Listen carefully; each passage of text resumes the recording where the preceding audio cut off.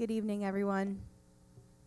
I'll now call to order this September 23rd meeting of Lancaster City Council. A few reminders at the top of our meeting. This meeting and its participants are being recorded this evening. Please take a moment to silence your phones and devices if you haven't done so already. One note on the agenda, Bill 6 that was scheduled for a first reading this evening will not be discussed. It has been moved to the first meeting in October. During this meeting, there will be opportunities for public comment. The first general public comment period is open for residents who registered in advance of the meeting to speak about items that are not on the agenda. Residents may also comment on individual items on our agenda in the legislative section, which is section 9. Finally, a second public comment period will be at the end of this meeting for any other speakers wishing to address council. For all speakers, no matter in which portion of the agenda, please begin with your name and block of residence for our meeting record. Be advised that public comment is not necessarily a question and answer period.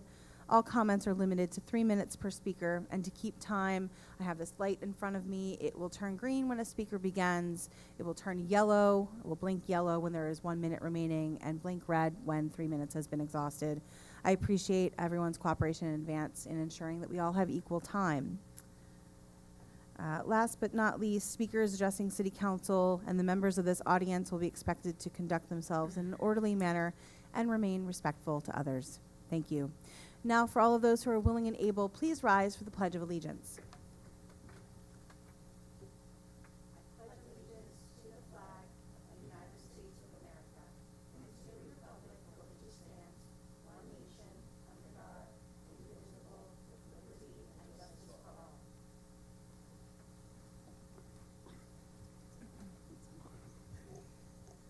Mr. Harris, would you please call the roll of members? Yes, Madam President. Mr. Med, Here. Mr. Arroyo, Here. Mr. Cleese, Here. Ms. Craig, Here. Ms. Diaz, Here. Mr. Hirsch, and President Beke. Here. Councilor Hirsch is excused this evening. We'll now move to the approval of the minutes of the September 9th meeting of City Council. Motion to approve? Second. We have a motion and a second for our meeting minutes. Councilors, any comments on them? Hearing none. Mr. Harris. Mr. Med, Aye. Mr. Arroyo, Aye. Mr. Cleese, Aye. Ms. Craig, Aye.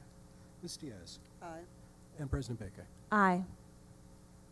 We'll now move to proclamations, honors, awards, and resolutions of recognition, of which we have one this evening. Is that right, Mr. Harris?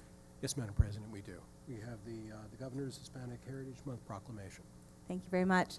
Councilors, this evening we're joined by Jose A. Nunez Ruiz, who is a commissioner for Lancaster County on the Governor's Advisory Commission on Latino Affairs. He's wanted to come here this evening to read us the proclamation signed by Governor Shapiro recognizing Hispanic Heritage Month. If you would like to come forward, Jose, thank you so much for being here. I know that you may have some words that you would like to share, and then you'll be reading the content of the resolution in Spanish for us this evening. You got it.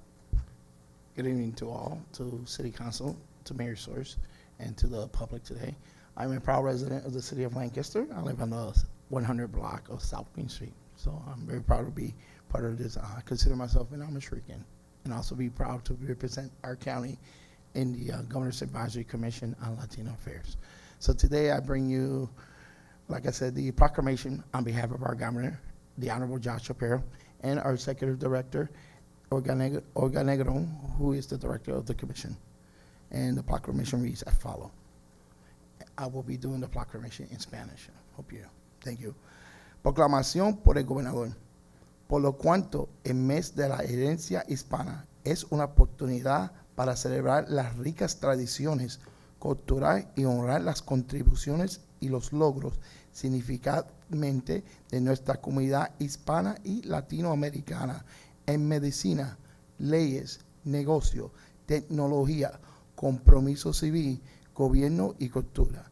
Y por lo cuanto los latinoamericanos son el grupo migratorio étnico más grande en los Estados Unidos, con 68 millones, y la comunidad migratoria más creciente rápidamente en Pennsylvania, con 1.2 millones, y por lo cuanto los latinos americanos han servido con distinción en los conflictos militares desde la guerra de la Revolución y continúan a defender nuestro país hoy en día como miembros de las Fuerzas Armadas.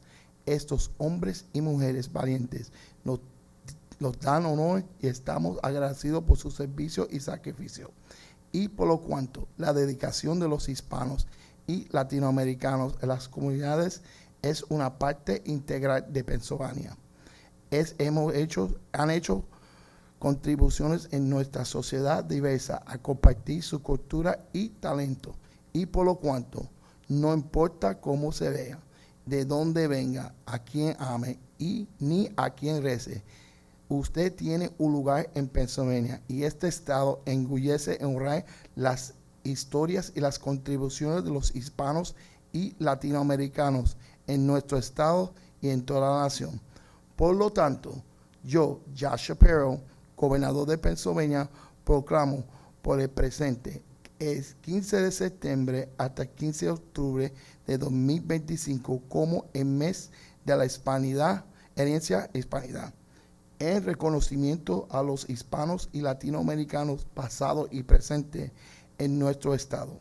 Animo a todos los residentes de Pennsylvania a celebrar esta importante observancia.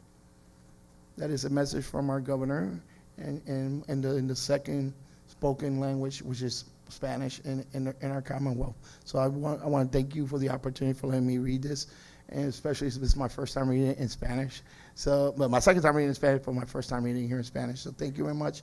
And like I said, let's not forget that Latinos and Hispanos and Latino Americanos we're growing, 1.2 million, and that growth will continue. In Lancaster County, so many Latino leaders have come from here. So I am proud to be a Puerto Rican.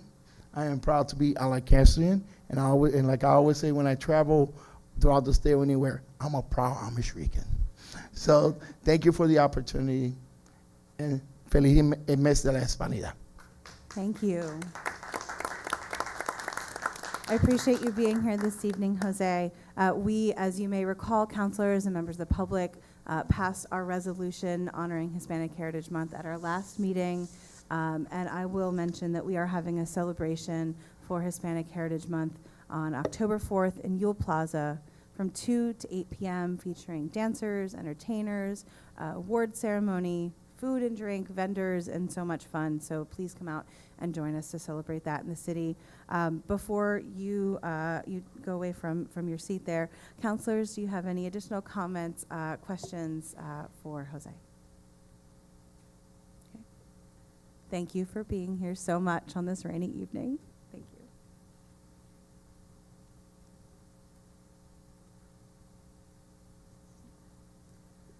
That will take us to our first public comment period, and thank you for leaving that with the city clerk.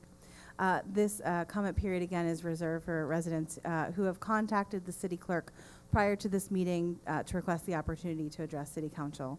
Mr. Harris, do we have any commenters for this first period? We do not, Madam President. Thank you very much.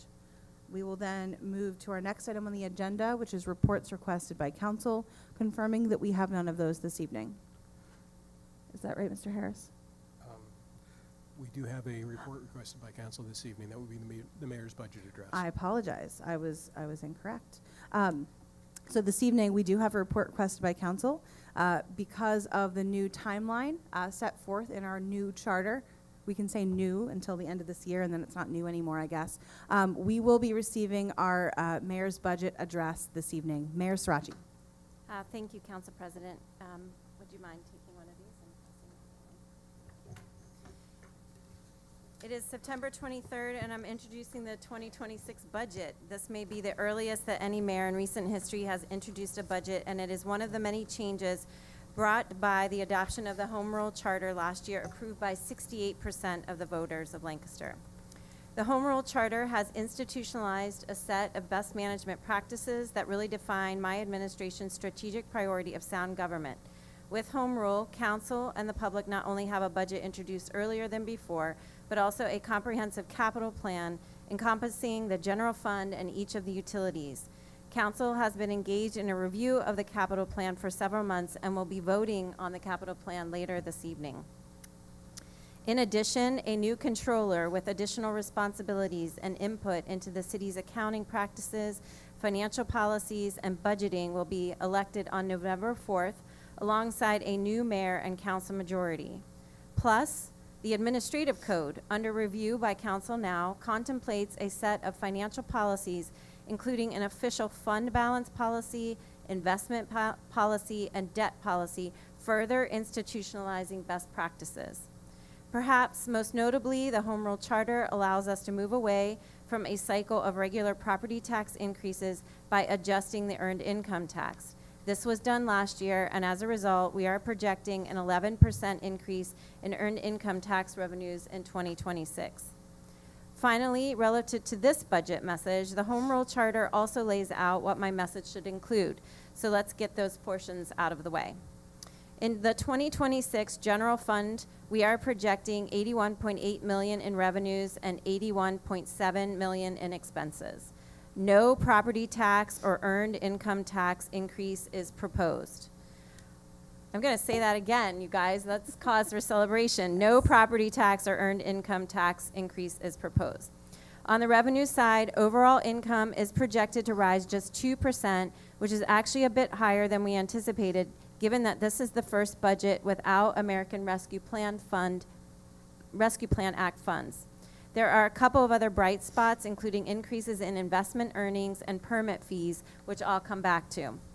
On the expense side, there's a projected increase of 6%, which is 2% higher than our goal of 4% due to a variety of factors, including health insurance, up 5%, and staffing, including the restoration of a chief of staff position for the incoming administration, the filling of vacant positions, and the addition of a few new positions.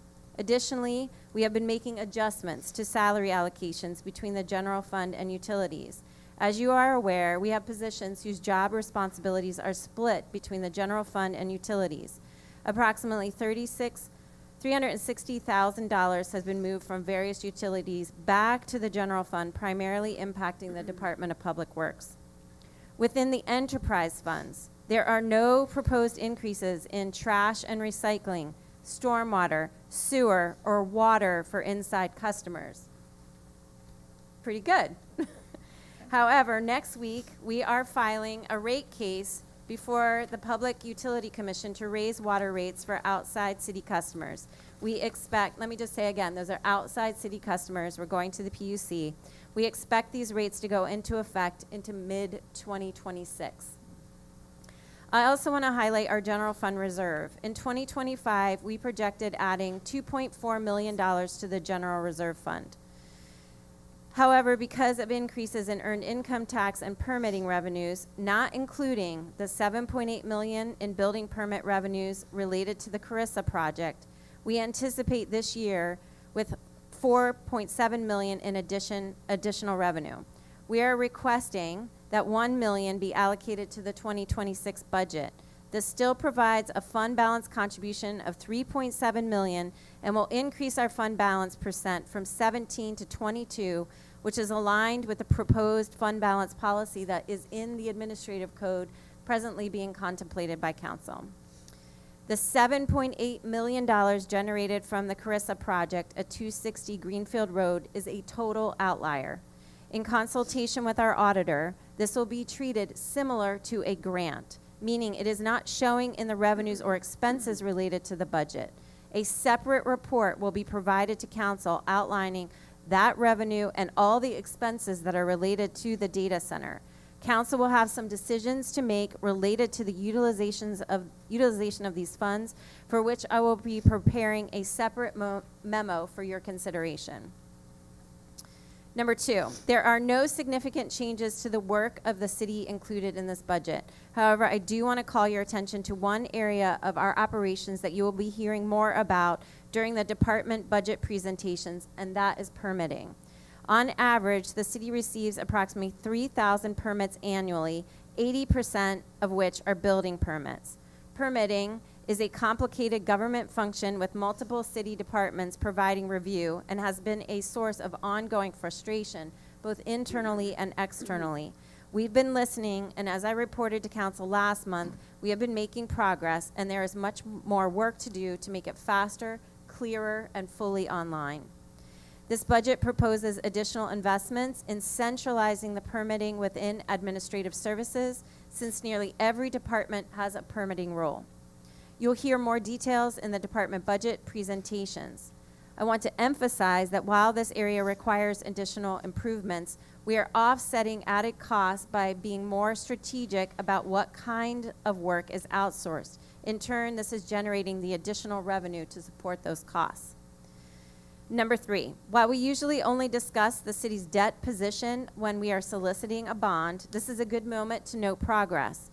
Earlier in my tenure, the city's credit outlook had been downgraded by Moody's to a negative outlook, then neutral, and now we are positive. In large measure because we demonstrated our willingness to strengthen our financial position by moving to home rule and increasing our earned income tax. Number 4, additional information regarding the budget will be presented at the October 6th Council Committee meeting, along with a detailed line item budget, followed by 2 rounds of department budget presentations. The first set of department budget presentations will be on Tuesday, October 21st, and the second will be on Tuesday, November the 18th. These sessions replace the all-day Saturday session traditionally held in December. And finally, as I prepared this budget address, my last one, I revisited Mayor Gray's final budget message delivered in 2017. He noted that over his 12 years, a priority was restoring the city's fiscal stability. Through practices that his administration put in place, a $69 million deficit by 2012 was averted. Over the last 8 years, we have built on this foundation, and I'm pleased to say that with the passage of Home Rule, we have eliminated our structural deficit. It is a really big deal. However, continued fiscal restraint and a continued strong economy are both necessary for the city's long-term financial health.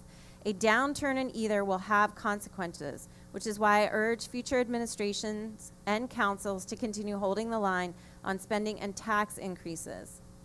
Finally, I want to thank the staff who have been working on the budget for months, especially the accounting team under Director Campbell's leadership. Thank you, Tina. This is truly a team effort and has been one of the smoothest budget processes, especially given that is being delivered months earlier. I look forward to continued conversation in the months ahead, and thank you, Council, for the opportunity to present my final, did I say final enough? Budget message. Thank you very much, Mayor Sirachi.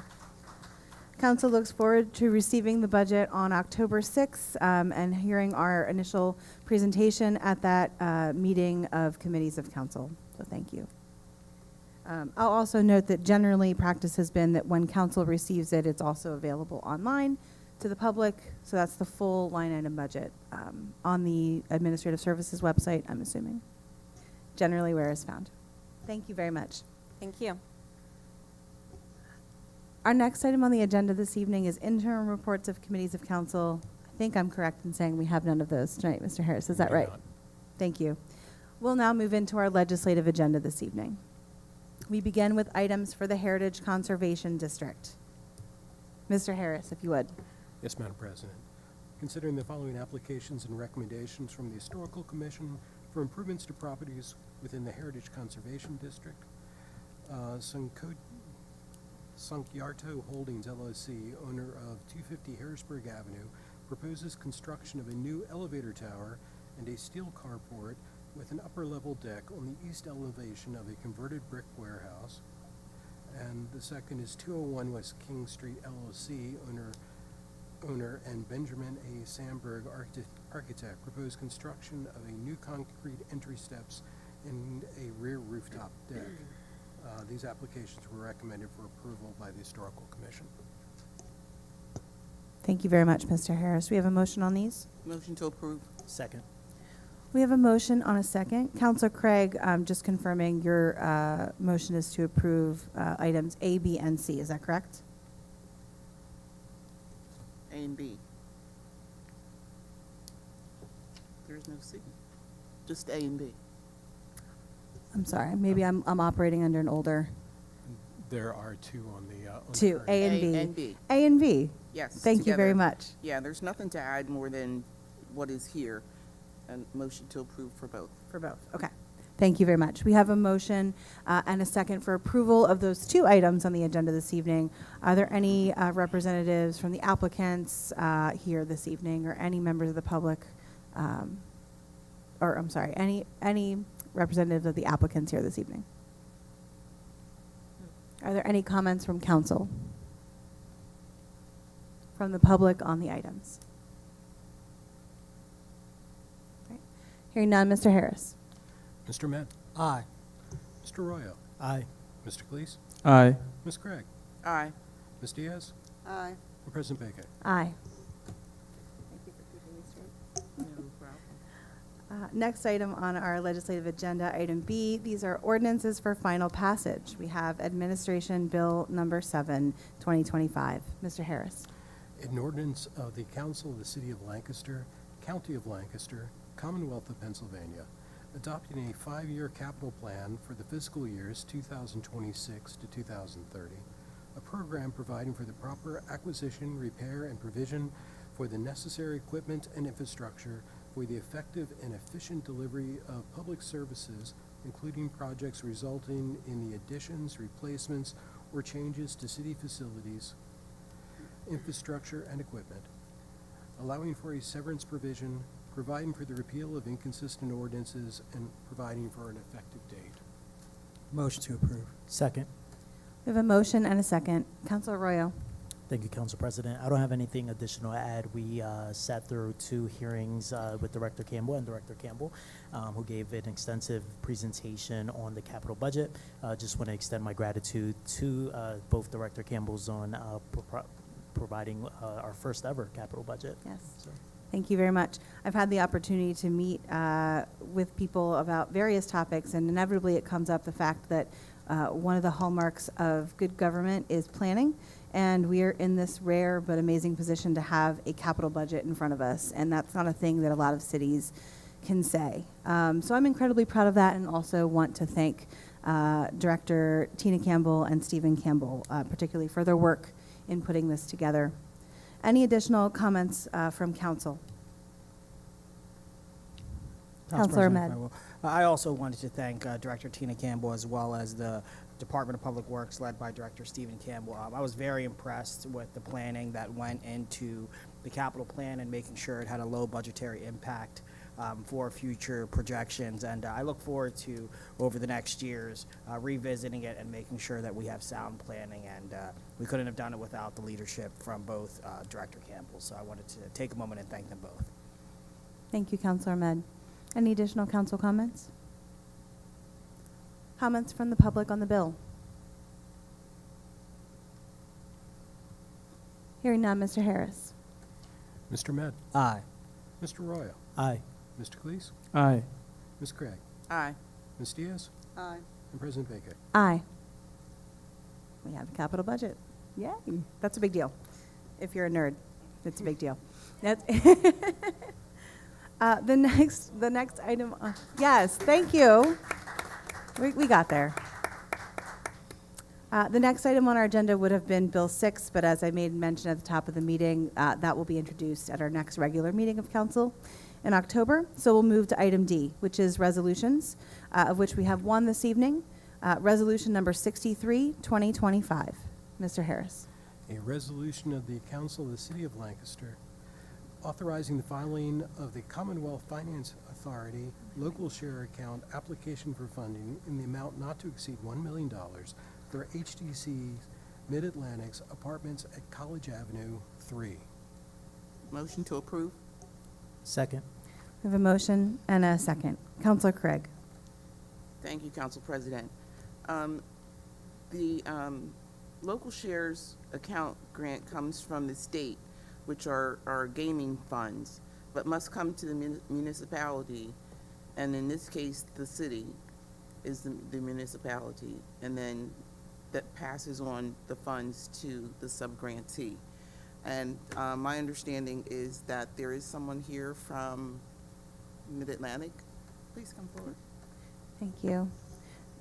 Yes, tonight we're hearing a presentation from HDC Mid-Atlantic. Counselors, you have a copy of this presentation, so you're able to bring it up in front of you. Welcome. Thank you for being here, and just, yeah, there you go. You got it. Okay. I think I hear it. Am I You on? got it, yeah. Okay, thanks.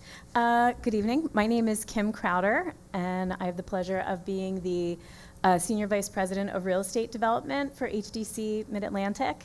And so I just want to take a couple minutes to give you a little bit of an update of what we have going on over at College Ave, since there's quite a bit of work happening over there.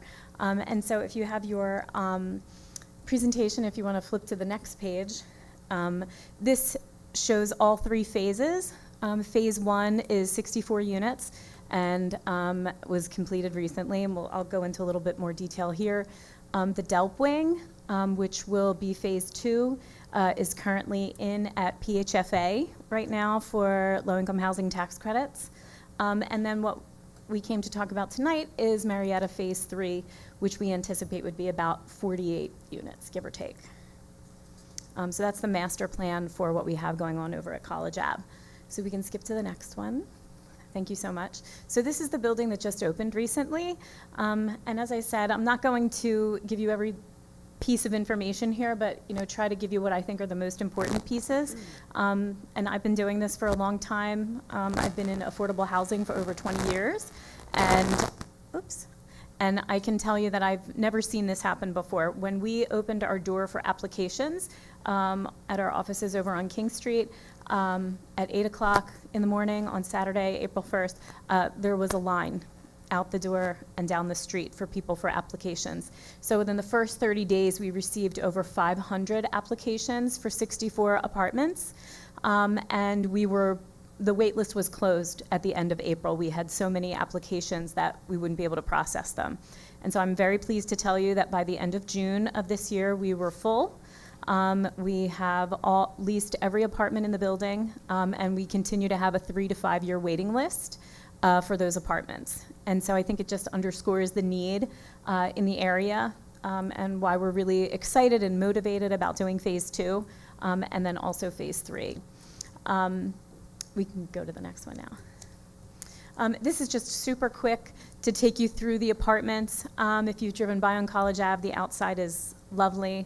All the landscaping is in. 64 apartments. We have a mix of 1 and 2 bedrooms, and the rents range from $228 to $950 per month, depending on the unit size and income level. And the other thing that I would point out is that something that is really important to HDC is that we don't just provide housing. We make sure that we provide resident services on our campuses. And so we have resident services on this campus 13 hours a week, and that will be available for residents to help connect them to other resources within the community to make sure that they are successful in the apartment. And this particular building also has a set aside for adults with disabilities. And so if you come to visit us, you'll see that the community is completely accessible. And we are really excited that we were able to partner with UDS on phase 1. Okay, we can skip. Here's a couple of the community spaces. You can see some of these from outside as you're walking by. On the left is our community room. We were able to, I think one of the things that's really interesting about this site is it was a really small site, and we were able to fit 64 apartments there and also carve out a little space outside for some of the children that live in the building. And so we have this really great playground area that's on the site, and kind of protected too. It sits kind of in a little courtyard on the campus, and so we're really excited about that. And then one of the other things that we added is some of these little, I call them vignettes, these little seating areas for folks to be able to go to if they want to get outside of their apartment and don't really want to go to the full community room. And most of these are located outside of the laundry rooms, which are located on every floor. We can go to the next slide. Thank you. I'm only showing this just so that you get an idea and why it's so important that we are able to partner with the City of Lancaster, because it took 20 sources of funds to be able to fund College Ave 1. The total development cost was $22,817,000 to build those 64 units. You know, every dollar that we get in that helps fund one of our projects is absolutely critical. And so we're really grateful for the partnership that we had on College Ave 1 and would like to see that continued throughout. Okay, we can skip. So College Ave Phase 2, 49 apartments. It'll be a mix of studio, which is a little different for us, efficiency, 1 and 2 bedroom apartments. 11 apartments will be set aside for folks who are experiencing or at risk of experiencing homelessness. The other thing that is really exciting for us here is that even we're going to have 49 apartments, but we've also partnered with Milagro House. And the folks at Milagro House are working with us. They're going to take 1 floor of the Delt building, and we'll take the top 2 and a smidge floors. And Milagro House will be providing roughly 19 apartments for single parents who are looking to continue and further their education. And so it's, getting this building up and running is not just the 49 apartments, but it's also a larger help to the community by including this wonderful partnership with Milagro House. I think that's pretty much all you need there. And again, if we can switch sides again, I would just say, the sources, every dollar is critical. We have a few less sources here, but this building is already existing. We're not building from scratch. And so we'll be using the Delt building. It will not be taken down. We'll be converting the interior to function for apartments and residential living. But our total development costs at this particular time are $19,743,000 for Phase 2.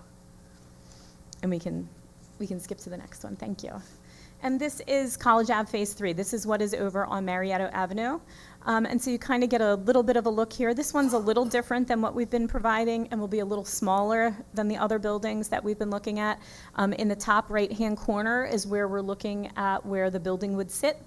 And then we're estimating probably somewhere in the neighborhood of 40 to 50 apartments in that location. They would be a mix of 1 to 2 bedroom apartments. It would additionally be family housing again. And we would reserve for all households earning between 20 and 60% of the area median income in the Lancaster area. And of course, just like we would do with Phase 1 and 2, it would be architecturally compatible with the neighborhood. And so this is in early stages of development, so things can potentially change, but really excited about the opportunity to be able to kind of close this one out and bring all 3 communities to Lancaster over there on the College Avenue area. And we can go to the next one, thank you. And so here is proposed sources. And so this one we're anticipating, again, a little bit smaller building, but we would anticipate the total development cost would be about $19 million. So between all 3 buildings, the investment into the community here is, over $60 million, and we're really excited to be able to bring all of that infrastructure and resources and services to the West End neighborhood. Okay, my timeline. We can switch to the next one. So Phase 1, as I mentioned earlier, is complete. Phase 2, we submitted our tax credit application to the Pennsylvania Housing Finance Agency in February of this year.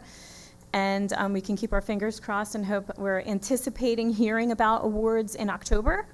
And so really excited about hearing what happens there. I did not mention it in the slides, but we have a wonderful partnership with LGH, and PHFA, the Pennsylvania Housing Finance Agency, is very excited about that partnership. And so we're really excited to be able to work with the group over there.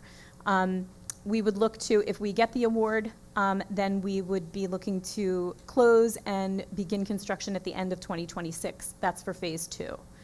And be fully leased up and operational in 2028. And so Phase 3, which is over on Marietta, which we've been talking about, we would look to submit an application early in 2027. Typically, Pennsylvania Housing Finance Agency has applications due Q1. And so we would anticipate submitting it then, and then before the end of the year, hearing about that award there. And then fully occupied and leased and functional by the summer of 2030. So just keeping all of the construction and all of the pieces moving to get us to the end of all 3 phases here. And that's basically my presentation. I do have a couple pictures if you're interested. We did a meet and greet with our board of directors. If you want to switch to the next slide. We did a meet and greet with our board of directors and the residents there. So everybody got to meet everybody. We had pizza, we played some get-to-know-you games, and it was a really wonderful event. And so these are some of the residents and some of our board members at College Ave 1. And I would like to, be available if you have any questions, do my best to answer them.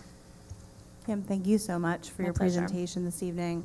I want to just clarify, and I appreciate the back information because I think it's incredible how much goes into these projects. Yeah. And it's worth reiterating again and again, like how many funding sources this takes, how many people it requires to do this work, and how much time it takes to do it. For the resolution and the application then that is in front of us this evening, this would be for specifically Phase 3. And you showed us sort of like that funding stack for Phase 3. Can you tell us how much of that is considered committed at this point? So the only thing that's committed is a contribution that we already have in hand, which is from Steinman. Okay. And so we have that, and I believe there is an HDC portion, and that is also committed. Okay. Those are our first two pieces in. And that's why the timeline is the way it Yep, is. that's why it is. Yep, it takes that long Okay. to build the capital stack, yes. That is correct. Okay, I wanted to make sure we laid that out very clearly. Yep, absolutely. Terrific. Thank you for your presentation. I'll take any council comments or questions. Councilor Craig. I just have a comment that this is incredible. Yeah. It really is incredible. To be here from the beginning when it was a thought and see the whole process follow through. I can't wait to see the whole thing done. Yeah. It'll be great. Thank you. Thank you. Additional comments from council? And I'll just remind before we take comments from the public that, again, these applications are going to the state. It's not funding that unfortunately the city has, but it is state gaming funds that entities can apply for with municipal support. So I'll take any comments on the resolution.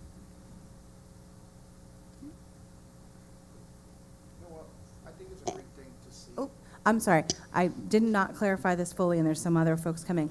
But to make comment, just come right on up to this microphone, and that helps us be heard in the room and both on the recording online. So if you'd like to make comment, go right on up, and please begin with your name and your block of residence. Good evening. Good evening, Tony Dastra, 700 block of New Holland Avenue. Not trying to say anything to freak anybody out. This is a genuine question. I'm hearing that the HUD director, Scott Turner, might be making a push to kick people out of their housing situations who are in affordable housing programs like the ones offered here. Just what can we kind of expect for existing residents who might be undocumented in your facilities? I'm looking forward to the project as it is. So I don't want to come at you too much because No, it's you're okay. just one small piece of everything we need to do. But do you have any insight to what I'm talking about and what we might be able to expect? So I think I hear two questions.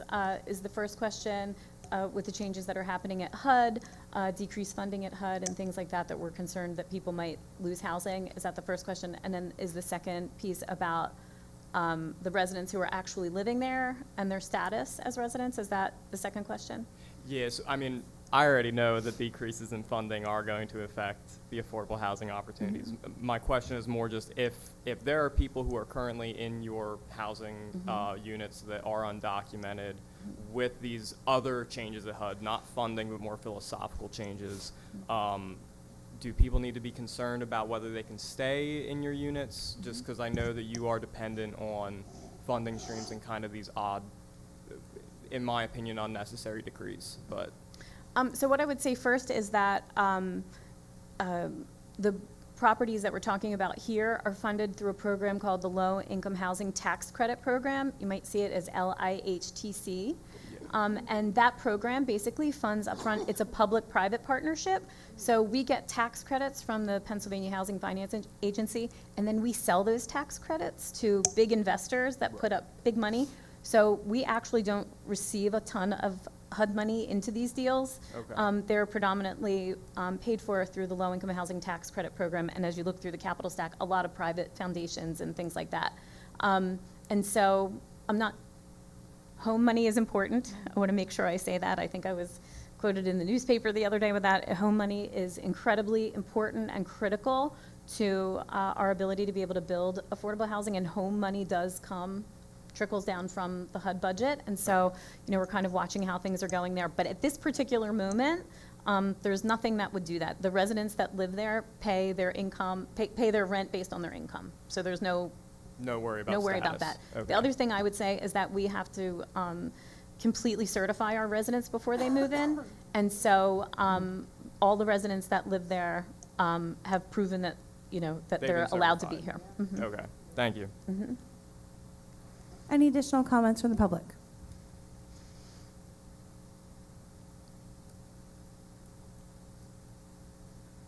Good evening. Good evening. Jose Nunez Ruiz, 100 block of South Queen Street. I would like to congratulate your program. That's definitely something that, as a commissioner and many of the other commissioners throughout the Commonwealth, have advocated for affordable housing. So it is great to see that Lancaster City and are definitely doing that, because we have recognized there's a housing shortage in the Commonwealth. I mean, the Commonwealth is growing, but when it comes to housing and housing opportunity for people who don't have the opportunity to live somewhere, it's not there. So I do want to congratulate your program. Would like to see if I could get a copy or somehow we could connect. So maybe we could bring a couple of the commissioners and see how we could all work together. Would love that. But I think I want to congratulate your program. Well, you definitely there is a housing shortage, and right now I see you're meeting the needs, at least in our city and in our counties, for people that need that place to live. So thank you. Thank you. Thank you. Any further comments on the public for the resolution?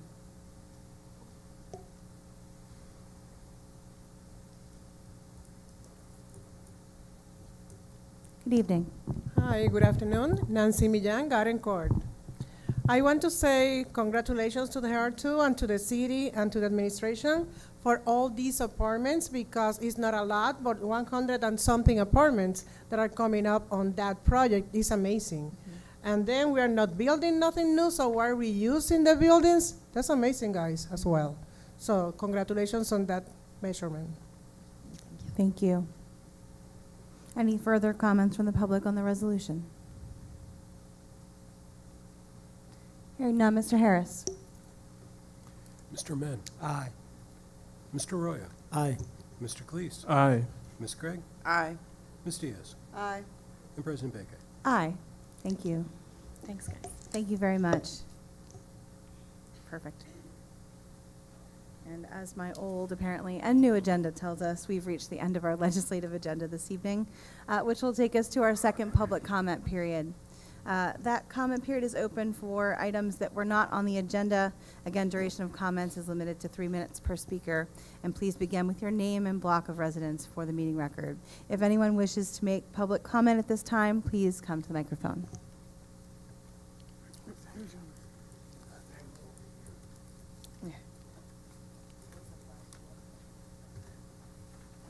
Thank you. Also, just passing a copy of this down as we thank you very much.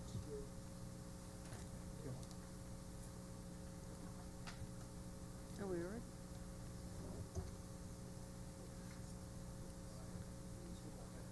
Yeah, I have it online. Good evening. Good evening. You know me. I'm Frank Arcolio from Old Trinity Place, and I'm the one who is appealing the data center ruling by the zoning officer back in February, calling a data center a warehouse. You on the council have requested a process to go through. President Bakay, I don't think you started my timer. Well, thank you for Not to keeping cut us honest. myself short, but It's a little finicky, but keep Yeah, going. You're okay. good. Thank you. but in any case, you have requested the beginning of a process that I believe its next step is that you're going to look at a draft ordinance on October 6th. That's what I understand. But what I have here for you is something that could shortcut the process, which is kind of our idea of what a draft ordinance would be to regulate data centers. First thing, let me talk about what a data center is. A data center is a facility whose primary purpose is the centralized storage, processing, management, or dissemination of digital data, information, or applications. This includes, but is not limited to, server farms, cloud computing hubs, co-location centers, and telecommunication switching hubs. Data centers typically house large-scale computer systems and supporting infrastructure such as backup generators, cooling systems, and uninterruptible power supplies. That does not sound like a warehouse to me, I have to say.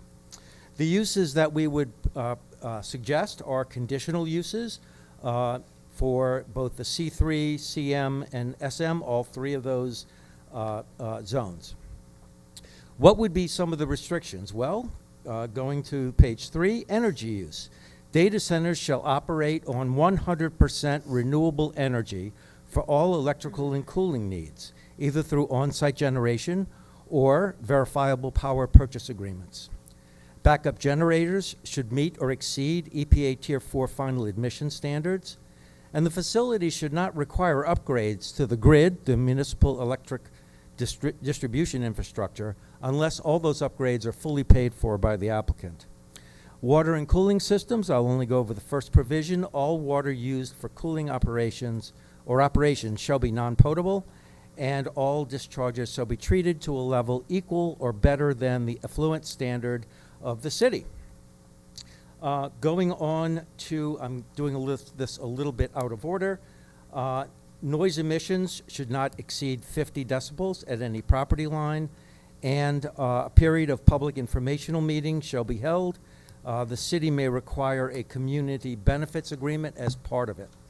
And then finally, a decommissioning plan shall outline procedures for the safe removal of server infrastructure, hazardous materials, batteries, electronic waste, all that kind of stuff, backed up by a substantial performance bond in case they decide that the data center glut has gotten hold and they just want to throw the keys up on the roof and leave us to clean it up. Those are suggested ordinance capable of Mr. Dastra and others that we would like to be considered as part of the ultimate zoning ordinance amendment for data centers. Thank you. Thank you very much, Mr. Arcolio. Are there any additional comments for this period?